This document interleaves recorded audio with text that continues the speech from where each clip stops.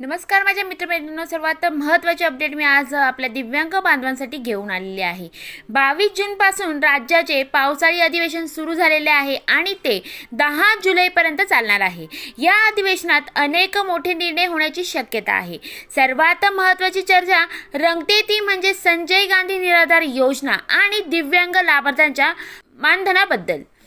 काय खरंच या अधिवेशनात मानधन वाढून 6,000 रुपये महिना केला जाणार आहे?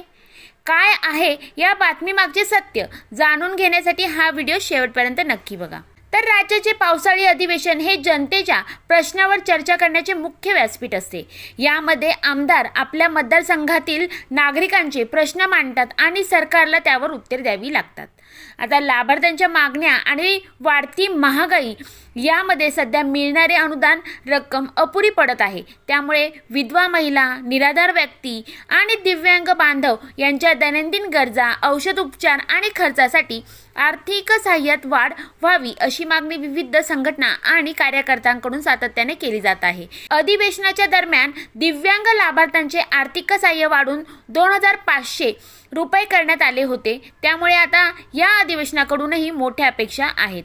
आता या अधिवेशनामध्ये प्रश्न उपस्थित होण्याचे महत्त्व म्हणजे सोशल मीडियावर फक्त मागणी करून निर्णय होत नसतो। जर एखाद्या आमदाराने सभागृहात या मानधन वाढीबाबत किंवा विधवा महिलांच्या अनुदानाबाबत प्रश्न उपस्थित केला तर सरकारला त्यावर अधिकृतपणे उत्तर द्यावे लागते।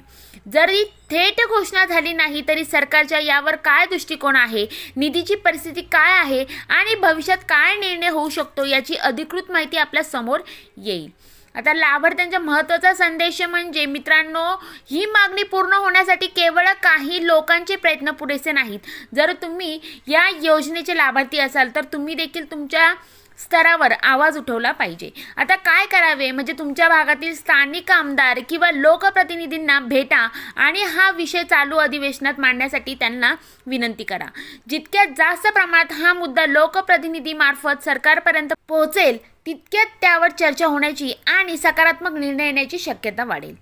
तर मित्रांनो, या पावसाळी अधिवेशनात संजय गांधी निराधार योजनेबाबत सरकार काय पाऊल उचलणार आहे याकडे सर्वांचे लक्ष लागलेले आहे। तुम्हाला काय वाटते? मानधन किती वाढले पाहिजे? तुमची प्रतिक्रिया खाली कमेंट बॉक्समध्ये नक्की कळवा। हा व्हिडिओ गरजू लोकांपर्यंत नक्की शेअर करा आणि अशाच ताज्या अपडेटसाठी आपल्या शासकीय योजना या चॅनलला सबस्क्राईब करायला विसरू नका। धन्यवाद। जय हिंद, जय महाराष्ट्र।